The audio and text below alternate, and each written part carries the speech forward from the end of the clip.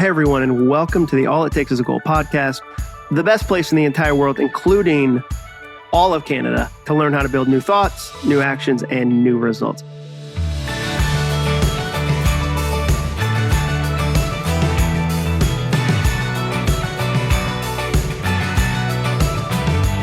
I'm your host, John Acuff, and today I've got an awesome conversation with Corinne Crabtree. This is kind of a double, or dare I say triple dip episode, because Corinne is a weight loss coach. So if your goal is to get into better shape, I think you'll get a lot out of it. But she also runs a really successful multi-million-dollar business and is a productivity genius. I've been trying what she does with her calendar in my own life, and it's helped a ton. And the decision that she had to come to with her autistic son and her business is really inspiring. So even if you're like, nah, I already have a 6-pack abs. Like it's an 8-pack. I have like a 14-pack. It's a rib thing you wouldn't understand. I don't need any health advice. I think you should stick around and listen to this episode. Before we get started, today's episode is sponsored by Medi-Share. Have you guys ever had buyer's remorse? You know, that feeling of intense regret because the thing you thought you just had to have was only something you used once or twice. For me, it was the time I bought a really expensive road bike because I thought I was going to get into cycling. I proceeded to hang it on the wall in my garage and feel ashamed for 6 months. Well, I know some of you are experiencing buyer's remorse right now for something much more frustrating. You know what I'm talking about. It's the health care you rushed to get during open enrollment last December. Well, I have some good news for you. You've probably heard me talking about our main sponsor for this podcast, Medi-Share, and these guys have the answer to healthcare buyer's remorse. Check this out. Members of Medi-Share save up to 50% or more per month on their healthcare costs. They say the typical family saves up to $500 per month. And here's the best part. You can become a member at any time. So that means it isn't too late to ditch your buyer's remorse and switch to a more affordable healthcare that will save you money and help you sleep better at night. If this is your first time you're hearing about Medi-Share, it is the best alternative to health insurance that allows you to share the burden of medical bills, offers access to 900,000 plus healthcare providers, and has a proven 25-year track record. Plus, in addition to saving hundreds per month as a member of Medi-Share, you will also have access to free telehealth and free telecounseling. You won't find that with any traditional health insurance provider. Guys, it only takes 2 minutes to see how much you could save. Go investigate that for yourself and your family at medishare.com/John. That's medishare.com/John. Remember, John doesn't have an H in it. So it's MEDI, that's meta, share, SHARE.com/JON. All right. Here's Corinne's bio. Corinne Crabtree is a top-ranked health podcaster, master weight loss and life coach, motivational speaker, and all-around amazing person. She's an expert in the field of weight loss, where she teaches her unique no BS weight loss program that helps women lose weight the way they want to live their lives. She's known for telling it like it is. She's a proud mom to Logan, wife to Chris, devoted cat lady, and holds it all down in Nashville, Tennessee. I met her years ago and was blown away by how she lived her life. I really wanted to have her on this podcast because sometimes I think it's easy to think that people who have achieved great things had the odds stacked in their favor. It's easy to see someone like Corinne on the internet and think, well, she must have had it so easy. She had so many different breaks and she's had it easier than me. But here's the thing. Corinne was raised by a single mom without any money.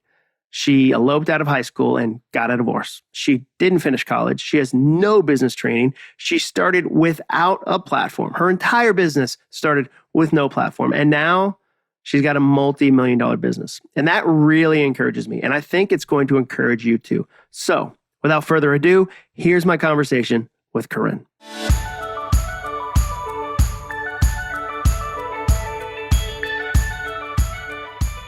All right, Corinne, I'm so excited that you're here today. And we actually met years and years ago. And I wanted to have you on this podcast for 3 reasons. I was thinking about that before we started today. One, you're really fun to talk to. You've got this infectious sense of energy. I think anybody who gets around you loves what you have to say, how you do it. And so that was my first reason. My second reason is that you've helped thousands and thousands and thousands of people get in shape and stay in shape. It's not a yo-yo approach. They actually have long-term sustainable results. And the third is you've built a massive business. So even if someone is listening to today's episode and go, I'm not in the health space, or I'm already wicked ripped. Like, I don't know, maybe somebody right now is like, I already have 8-pack abs. I don't even need this episode. I think that every entrepreneur is going to walk away from this one going, oh, I hadn't even thought about that. So those are the 3 reasons that I'm really excited about today. Thank you so much for joining me. Yeah, I'm so excited. I've been a big fan of yours forever. From the days when my business was small, I was already knocking on the John Acuff door. Oh, that's so funny. And that's what initially connected us, was kind of that shared goal setting, hustle, side hustles, helping people. And I think one of the things I really like about your story is that your own personal weight loss journey impacts what you do. Somebody told me that today. I was on another person's podcast and they said, I feel like you write books that you figure out a problem in your own life and then you go solve it. And then you share it with other people who might have the same challenge. So where does your personal story kind of fuel what you do? So, I lost 100 pounds after just basically, I always tell people the only time I was ever thin was when I came out of the womb and nobody cared then. It's like, that's you probably didn't get any credit. No, it's like, you want a chubby baby. You don't want a thin baby. So I just did everything backward. But when I was in my late 20s, I just hit a rock bottom. I had been up to 250 plus so many times. And I really just decided I was going to have to lose weight. And then when I solved that problem for myself in a way that, I guess because I'd always been overweight, I knew 2 things. Number one, that I had did it in a way that nobody was really teaching us how to do. I mean, it was just like, we're going to make some small changes and I'm not going to do anything that I'm not willing to do the rest of my life. So everything had to be like made sense, sustainable. I was not going to count calories. I wasn't going to do that crap. The second part was I knew for the first time that I'd lost weight and I actually felt good about myself. I wasn't just glad to be thin. I literally had changed how I talked to myself. I went from someone who had always I really talked to myself like a jerk most of my life. And then throughout weight loss, I started having all these moments where I realized you cannot quit talking to yourself like this if you're going to keep going. You can't beat yourself into a better decision tomorrow. We've got to. Whoa. Can you say that again? That's fantastic. Oh, thank you. You can't beat yourself into a better decision tomorrow. I did that so much in my life where I tried to just demoralize myself, hoping that I'd feel bad enough to do better the next day. And I realized that when I thought better, I just did better. When I encouraged myself, finding a solution suddenly seemed like an easy thing. So I wanted to teach people that part. Like, I knew that I had tapped on something that nobody else was talking about. And I also felt desperate to tell people. I knew how devastating a life of being overweight was for me. I had been bullied and teased and, just everything you can think of traditionally that comes along for the ride when you've suffered with your weight all your life. I had it. And I did not want another woman to suffer like that. Like, I was just like, gas had been lit and like thrown on the fire. So that's, when you talk about solving a problem, I had just solved 2 major problems in my life. I had went from being someone who didn't like herself to learning how to like herself. And then I solved the problem of the weight on just how do you actually lose weight without losing your mind along the way? So do you think that there are people that think, once I lose the weight, and this is probably true of a lot of goals, once I accomplish the thing, then I'll feel better about myself. They lose the weight, they don't feel better about themselves, and it's even more demoralizing because they promise themselves, by the time I hit this number. Is that something you see working with people? Yeah, so that's one of the things that I really teach that's different is I had tried that so many times. Like, I would get to a certain weight. I never got to my goal weights, but I'd get to these certain weights and I would realize I didn't feel better about myself. Like, I would weigh in and I'd be terrified I couldn't keep going. I would lose a lot of weight and then sit around and wonder when the shoe was going to drop. And so I was just like, God, like, why even bother if all I'm going to do is sit here and worry and have anxiety and be stressed out? And I'd always go back to eating. So one of the things that I teach my people is, we have to learn how to enjoy the process. And in order to enjoy the process, we have to watch our language around the process. Like, when you are going to let's say you're going to eat a salad at night for some reason. So tonight's going to be my salad night. A lot of my clients will sit there all day long going like, well, I'm going to have to eat that salad. And then when they're eating that salad, they're like, well, guess I'm going to have to eat salads the rest of my life. And then they wonder why they run out of steam. Like they're not sitting there thinking like, I choose to eat a salad for these reasons. And then once you follow through and eat the salad, women just don't even know how to pat themselves on the back. It's like, be freaking proud of yourself that you followed through on what you said. It's like, if you don't build that mindset shift along the way, then you end up at your goal with the same freaking mindset that you started with. Regardless of the results. Exactly. Some of us can beat our way to a result. Like I did that for years. I could horsewhip myself. It's not fun. No, it's not fun. No, but I could do it. And some people can drag themselves along, but they get there and that's when they're not satisfied. It's just like, so that didn't fix how I normally think about myself. It's like, if your self-concept doesn't change along the way, that goal's not going to suddenly drop fairy dust out of the sky and suddenly make you into a better thinking person. It just doesn't happen. Well, it's funny you say that. I think we talked about this before on your podcast, which I got to be on, which was super fun, that I had a kind of a chaos, stress, fear, negative fuel. Like I could do that same thing where it was like, you got to grind and you got to pretend like things are terrible. And at times they were terrible, so I could use that fuel. But then when they weren't terrible, I had to pretend they were terrible to use the stress. And my wife, Jenny, was kind of like, we have a great life you're not even acknowledging, because if you acknowledge it, you're afraid you'll lose your edge. And so I see people that, executives are the same way, entrepreneurs are the same way. They'll say, okay, this is my stress fuel. Were you difficult to be around when you were using, because I'm curious if you've gotten negative language to yourself, you're not enjoying yourself. And at least for me, Jenny would say I was difficult to be around when that was my fuel. Oh yeah. I remember when the last diet, my own diet that I went on, like my husband was supportive and was like, yeah, you can do it. But there was like some trepidation. Because every time he'd seen me try to lose weight, he knew that like I would be cranky and I would like yell about all the things that I couldn't eat. And, it just comes out in little ways. Like I wasn't probably yelling at him, but there were like these subtle things that I was doing that would erode the relationships around me just a little, like leave a residue. So if I went out with my friends to eat, I was the martyr. I'd be like, well, I can't have it because I'm doing this. Just people don't want to be around people like that. Mm-hmm. If you don't manage your mind around it, you don't really see what you're doing. Like there's just a little collateral damage around you too. What would you say are some of the soundtracks that, we've talked about that, like repetitive thoughts that you changed where you said, okay, now here's the things I say. I used to say, I have to eat the salad. And now I say, or I used to say this to myself. And now I've traded in those old thoughts for new ones. What are, your short list of things you say to yourself? Probably the biggest one is I watch for when I say I can't have, I always say I choose to, or I get to. I get to is a big one that I teach and the one that I use. I think especially in weight loss, this like applies in everywhere in life, but most of us are feeling out of control and at the effect of the world all the time. And so when we use I can't or I shouldn't language, we feel like something outside of us is making us do things. I just love being in control anyway. It's just one of the things I enjoy. So I like to use language that gives me that. Weight loss in particular that I think women really need is the biggest shift for me was when I would weigh in.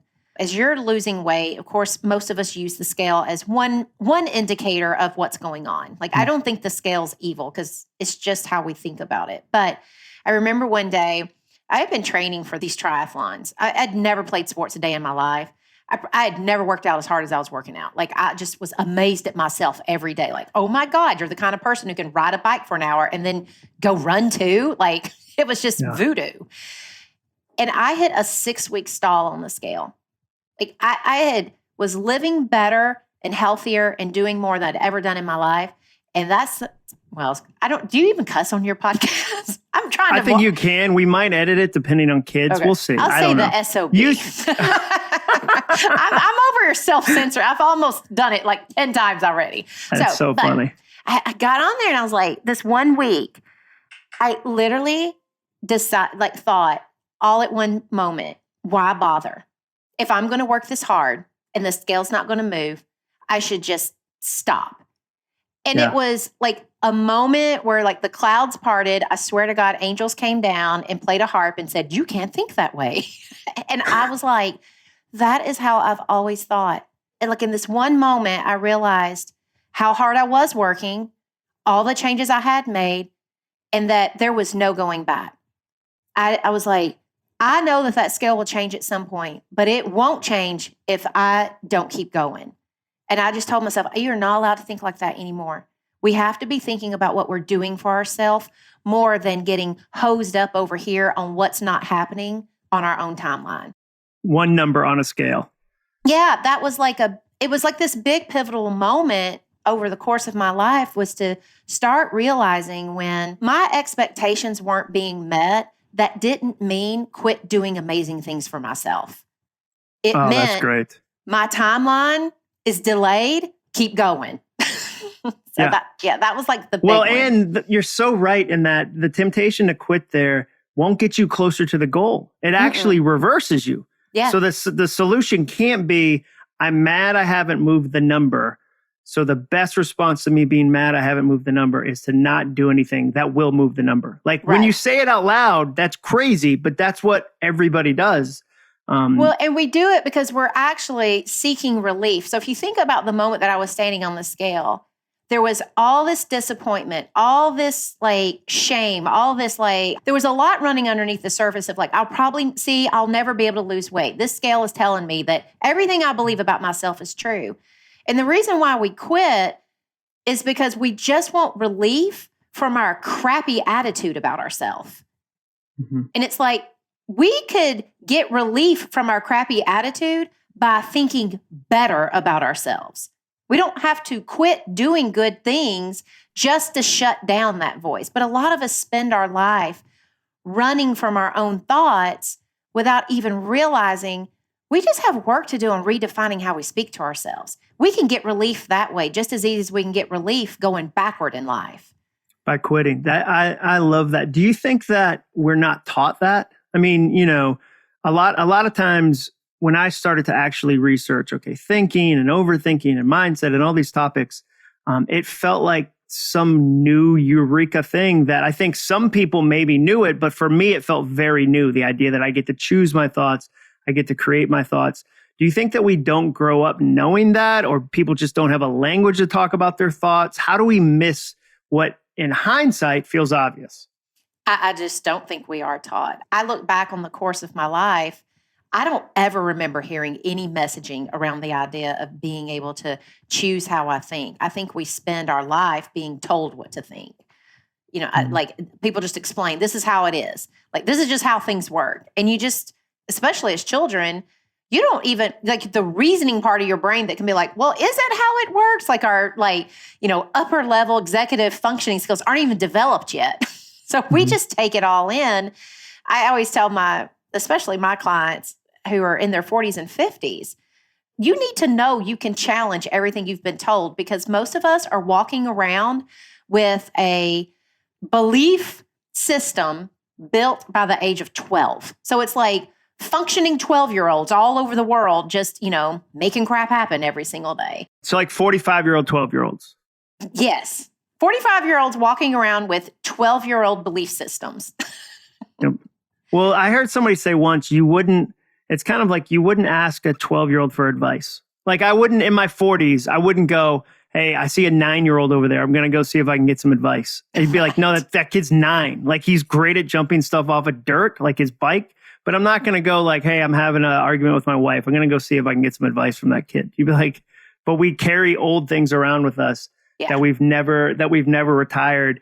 I'm interested. I want to pause on something you said, that you were desperate to share it with other people. So what is that process like? Because I think that some of the best things that are ever created, whether it's a book or a class or a community or a business, happen when, you go through a situation and you go look for somebody that's written about that or shared about that, and you can't find it, and you go, okay, I'm not going to let somebody else go through this alone. What was your process like, shifting from I'm an individual who lost some weight, changed how I thought, feel healthy. It's changed my life to where you said, you know what? I want to see if other people need this too. So for me, this was so back in the day. I mean, when I started my official business, I think it was 13. I think we're on our 13th year. It's like you lose count after 10. Like people just weren't doing this in the online space. I mean, like literally Weight Watchers had just came out with their online portals and stuff. And so I would go and sit on the Weight Watcher message boards and I would start my own thread each day where I would tell people, it was called Ask the Trainer. I thought I was going to be like a fitness trainer. I had gotten a certificate and all this other stuff. I never got into the gym. I just got on these message boards, started answering questions every day, noticed people were asking the same questions, started a blog so I could copy paste them and link them because I was like, oh my gosh, I was getting like 50 to 60 posts a day and it was becoming like a very big time expenditure. So I started thinking, oh, I'm going to have to speed this process up because I was going to answer everyone. And once I started my blog, I started hearing about how you could tell people, I'll work with you online and email you instructions and stuff of what to do. And you can just PayPal money. Like this was all like new age kind of thinking back then. Sure. Now it's just like, big deal. Yeah, 12-year-olds have Venmo and are like running empires. Right, exactly. I was like, what's a PayPal? Trying to figure out all that. And so I sent out an email to the people that had subscribed to my blog and started saying like, hey, for X amount of dollars a month, if you want, I'll email you every day and I'll help you with your food and I'll help you lose weight. And that's where it really started for my business it was that moment where I knew I wanted to help people. I didn't know how I was going to do it, but I just got busy figuring out where's the first place people are. And then it just kind of kept evolving. As a problem would arise, I would create a solution. As a problem would arise, I would create a solution, but I would just keep going. I love that. The idea that you just got busy where people already were. Because I think there's people that are listening to this that maybe have an idea, maybe have a side hustle or a passion or something they want to turn into something.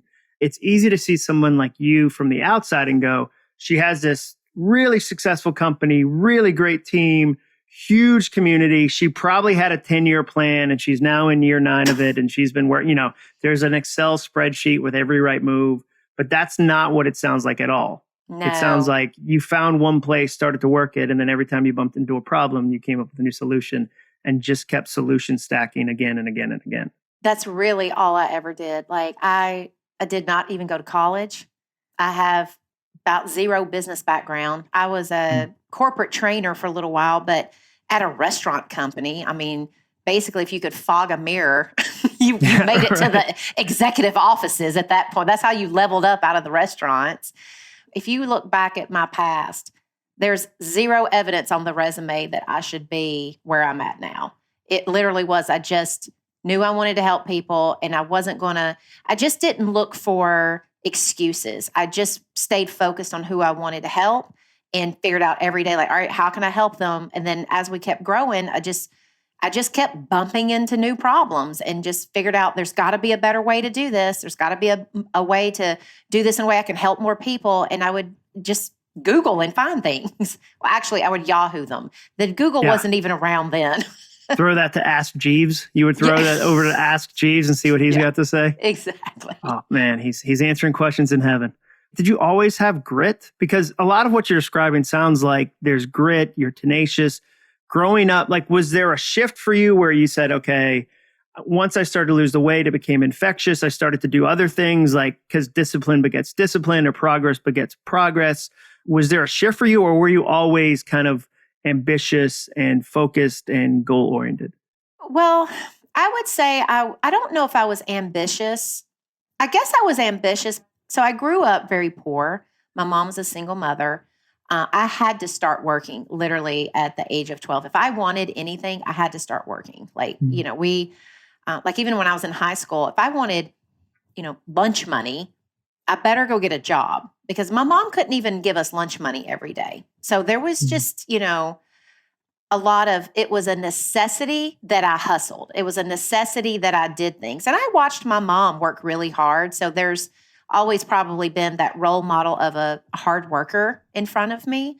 I would say that I've just always been a hustler. I will say this, I've always had a belief, whatever you need, you can figure out how to get it, because we always had to. It was like not an option for us. So I ended up eloping with a dude fresh out of high school who was, I hope he doesn't listen to this podcast, but he was a straight dope loser. Yeah, probably not. It's a fairly small audience. And we don't even let people like that listen. We're very selective. That's right. So, well, and knowing him, he's probably not listening to podcasts that are going to better him. So probably not. Probably not his space. No. So I married him and dropped out of I had a full ride scholarship to college and dropped out to support him because he wanted to play Xbox or whatever all day long. But pro, he's probably going pro. Is that right? He was a professional and he was like a Fortnite expert. So for me, when I started working after the age of 18, like I knew I was going to have to prove myself through my work ethic. Like I knew what I was good at. I was good at out hustling every single person. I would be there first. I would be there last. I could learn anything. I knew I was smart and I could learn anything. And so I would just throw myself into anything that my bosses would give me and I would learn anything. So I guess I've always had that in me. But other than that, I guess if you call that grit and ambition and stuff, there's that. But I will say from my early ages, it always came more from a place of, I have to. It wasn't coming from this like belief that, oh my God, you're so smart. And oh my God, you're going to slay the world. It was like, no, you have to make something out of yourself because no one else will help you. You have to do it. Yeah. It's got to be you. There's no wait. I think the title of this episode might be the No Excuse podcast, because I just want to review a couple of things you said. No business degree. It's not like you're rocking an MBA and it's like, well, of course, like I was in charge of a corporation and it made sense that I built my own. Raised by a single mom, started without a platform. You're not saying, hey, first I built up 1 million followers and then I started answering questions on message boards. Didn't go to college. And eloped and then got divorced from a guy who really wanted to play Xbox a lot. So if anyone's listening to this right now and they're like, I would love to grow a business, I would love to lose weight, I would love to write a book, whatever your goal is, and you've got one of those 5 excuses, this is a difficult episode because Corinne is saying you can have all those things in your background and still do something amazing. I love that. Well, thank you. I love your willingness to kind of share that. What was the toughest part about your first year with the business? The toughest part was probably overworking. I know this sounds crazy, but I just wanted to help people and I threw myself in. Like I was just figuring out, like once I finally started actually doing the business, it was a lot of me just ignoring my personal life because I really wanted to be all in on it. So that was probably the hardest part for me, was not getting like mad when my husband wanted to spend time with me, and a lot of mom guilt because I loved it. I loved the business and my son knows this, but he was not an easy child.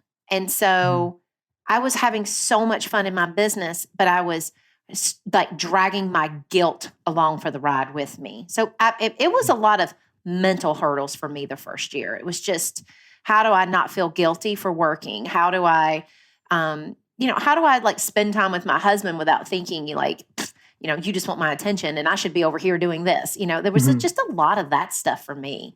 But in terms of like the business, I don't remember it being hurdly or hard because I think I was just so into wanting to do it. It was like putting together a puzzle all the time. I just wasn't getting sick of putting together the puzzle, Oh, that's so good. Because you want to find a thing that feels like a puzzle that you want to keep putting together. Yeah. So then when you run into more loose pieces, if you're doing a beautiful puzzle, you don't go, oh no, there's more pieces. You go, oh wow, the puzzle just got bigger. This, I love that approach. How many team members do you have now? How many people are on your team? Including me, we are now at 20. 20 team members. That is amazing. Yeah. Do you remember a moment where you thought, okay, wait a second, this thing might work? I remember the first time somebody paid me to speak as a public speaker. And I thought, wow, I had no idea you could do that. that people actually paid you to do that. And when I went to do it, I was so excited, and I wasn't great at it, but I saw the path of, okay, if I work this way, if I do these things, I can learn. What was a moment for you where you said, oh, wait a second, this thing might work. I might be able to do this. I will tell you, so the first few years of my business, I never even thought about that. And then in 2015, so I started in 2007, and in 2015, we were moving my son, who has autism, to a very expensive private school. And I had kind of been what I would just call like doing my business and just enjoying it stuff, but I really wasn't studying it and growing it. I was just like solving problems. And when that happened, I knew right then that I did not want to go back financially in our family, and that it was such a big expenditure that I needed to start making money, like some serious money. And then that's when I got serious. And so I think for me in 2015 was the moment when I was like, I am now going to grow this business. I'm going to start making a plan on how to grow it. I'm going to start studying growth. Like, I'm really going to figure out all the pieces of what it takes to take us from, like, we had a membership, we had a few hundred members and that kind of stuff, but I wanted, like, now we're going to make the real money. And I wanted to outpace my husband. My husband had a 25-year corporate job. He was C-suite level employee, making good money. Now, my first goal was I want to make more money than him. My second goal was I want to retire him. Like, I wanted to make like, that was the next one. And so when I got real focused that way, in 2015 is when it just got, when I took myself seriously, when I was like, all right, are we a serious businesswoman, or are we just having a business that we enjoy? And I was like, oh, I want to be serious. And I started setting goals and started getting training and started reading all the books and listening to all the podcasts and taking courses and investing in all of it. And just, I went all in, and that was the year. I love that. And so part of it was the idea of, I'm going to be able to pay for this school for my son, like who's autistic, and I'm going to, that matters to me. And it was an invitation to level up. I think that's so fascinating. What would you say, okay, somebody's listening to this and they go, oh, wow, I feel like I'm at an inflection point? Because I think there's a lot of people coming out of the pandemic, out of COVID, going, okay, I've been messing around in my career. I've been messing around with my goals. It's been a nice hobby, whatever it is. Now it's time for me to buckle down. If I'm listening, I go, okay, what are 3 things that you'd say? Oh, if you want to level up, like if you want to, really grow a business, be more serious about what you're working on, here's the 3 first. Like, what are the first 3 things you'd recommend somebody do? I think the first thing is to figure out, like, what is your first goal? I'm a big believer in, like, you've got to have a number, or you've got to have something that's just tangible. Like, your brain needs to know where you're going. And it doesn't mean that once you set a goal, it's like it's just going to magically appear. But if without something, like for me, that first goal was, I have got to make it to where this business, like, the profit is $50K because I am paying that tuition off. Mm-hmm. Just knowing that, then I could do my math backward. It's like, okay, well, how many members does that take? And then, so how many, like what are the things that have to happen to build us up to that? So I think reverse engineering on a goal like that is super helpful. I think the second thing, so I do this exercise. I totally stole this from Run Like Clockwork. So this is not Corinne's idea. Yeah. I watch a lot of entrepreneurs get stuck in thinking they have so much to do. And so they never prioritize things. So they're there's a lot of them that can hustle and they can get lots of things done, but they're not always getting things done in an order that scales their business or grows it. So you can take everything that you think you're supposed to be doing in your business and you write it all down on sticky notes, and then you cut it in half. So the way that you do the exercise is you write all the things you think are important in your business, all the things, little steps, big steps, anything you want. Then you challenge yourself with this question of, okay, if I had to dead stop half of these exercises today, what would they be, knowing that the other half are the things that will create money? Like, these are the revenue generating activities. And then you do that several times until you get to one sticky note.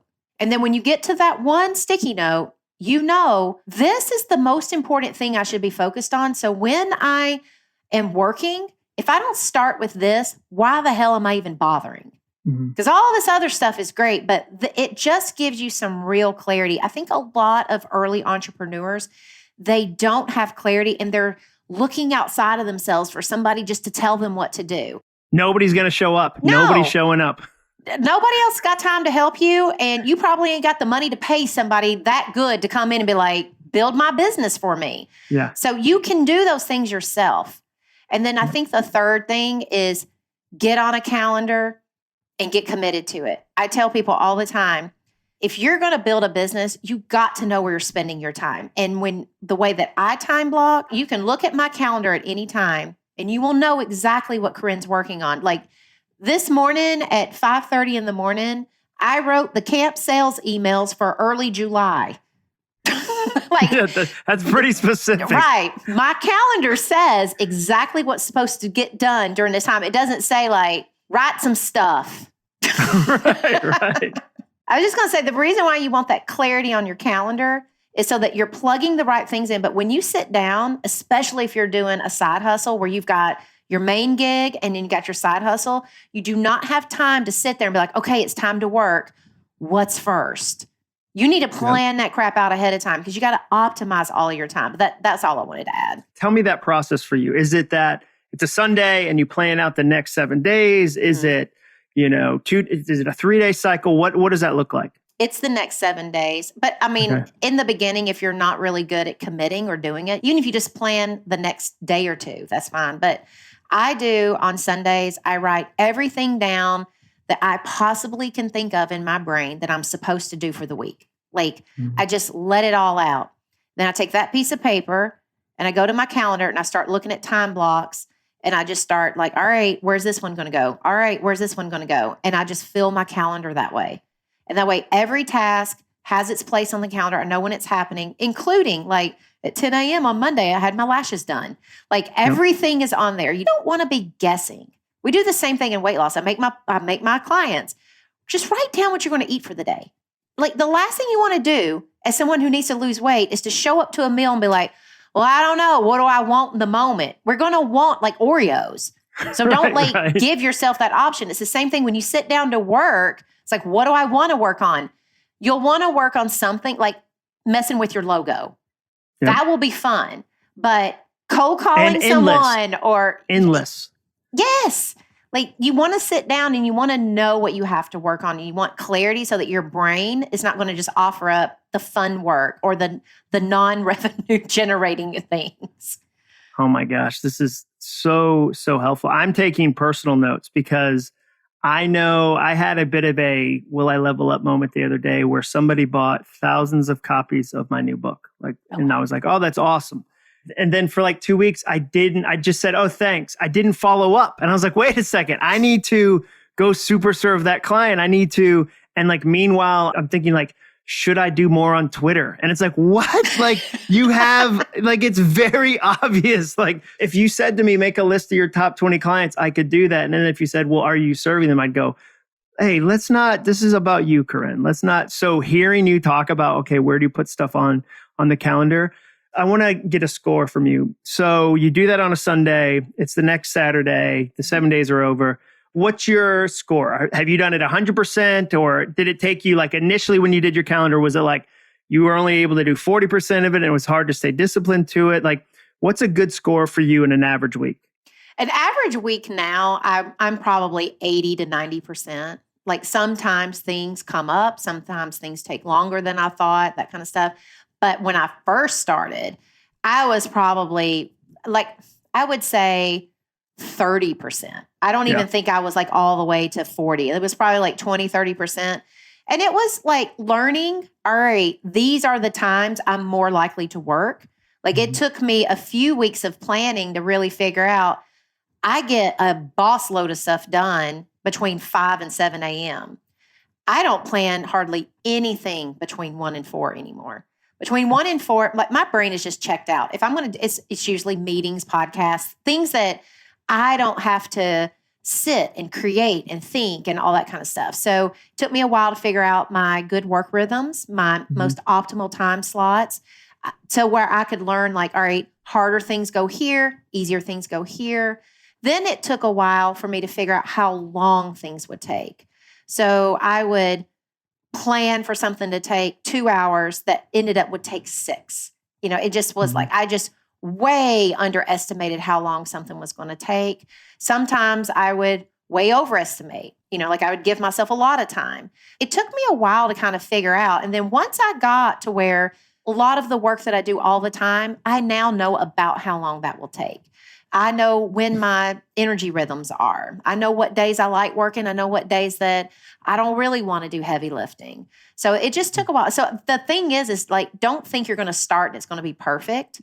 Just get started. And then at the end of the week, look back and see what were my common patterns? What can I learn from how well I stuck to my schedule and stuff? And then like, all right, let's do it again. Let's see what happens. Let's iterate. What worked? What didn't work? What can we tweak? I think that's fascinating. I only have 2 more questions. Yeah. The first is your brand is super fun, super colorful. We don't use video, but you're always colorfully dressed and it's all, fun haircut. You would say your brand is sassy. How have you dealt with people who might not like it? Who might go like, oh, well, like no BS. I don't like no BS. I want a more serious brand or a more serious approach. How have you learned to deal with whether it's criticism or people that you're just not for? It's funny because so my brand has a lot of cussing in it. So we actually get a lot of feedback. The 2 big things people complain about our brand is number 1 is my mouth. Yep. I'm not going to change that. Like I learned a long time ago that this mouth is foul. And it came straight from my mother and her mother. So it's like we are a long line of women cussers.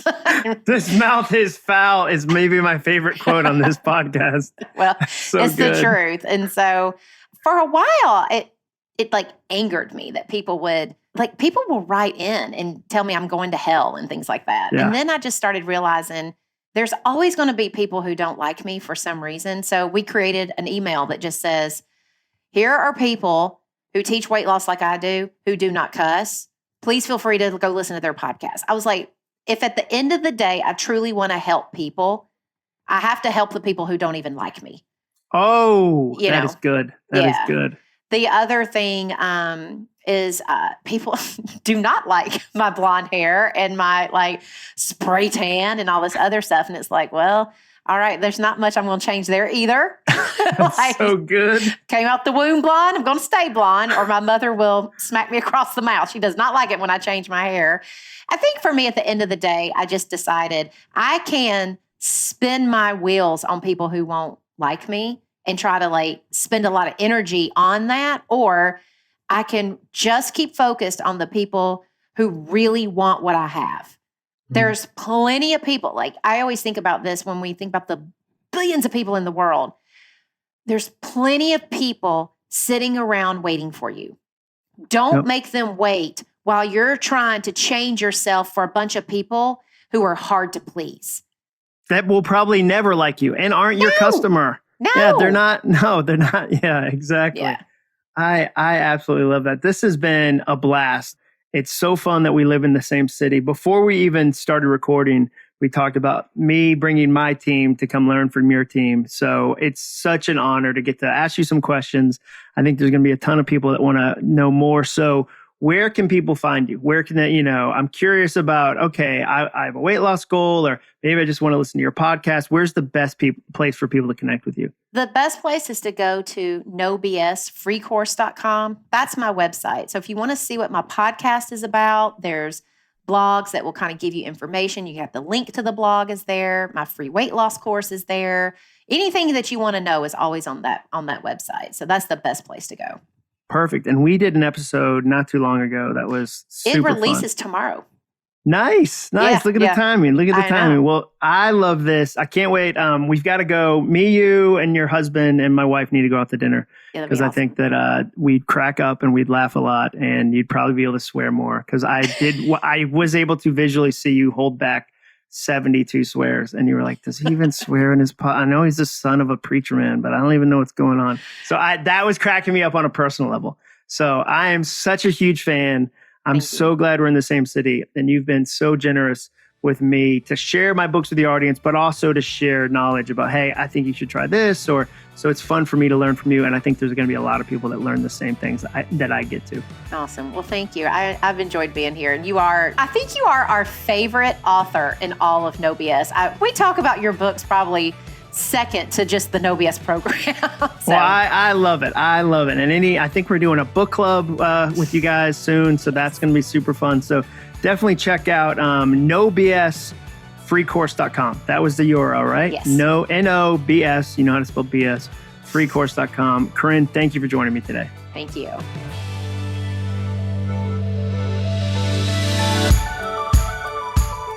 Thank you so much for listening today. Wasn't Corinne fun? Like, didn't she come through all the promises I mentioned at the beginning? Because at the beginning of this episode, I was like, you're going to love this one, the double, triple dip. And it was. I could have listened to her for hours. Please make sure you subscribe to my podcast. And if you've got 60 seconds to spare or longer, I mean, if you're feeling wordy, if you want to be chatty, like if you want to write a long review, I would take a long review as well. With new podcasts like mine, because this one is very new. It started in January. Your feedback is huge. So thank you for writing so many great reviews. I love them and I really appreciate it. I'll see you next week. And remember, all it takes is a goal.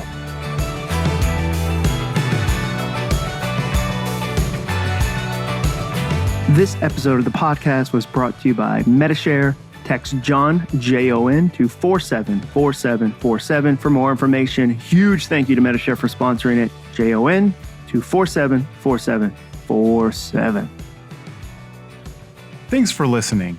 To learn more about the All It Takes Is a Goal podcast and to get access to today's show notes, transcript, and exclusive content from Jon Acuff, visit acuff.me/podcast. Thanks again for joining us. Be sure to tune in next week for another episode of the All It Takes Is a Goal podcast.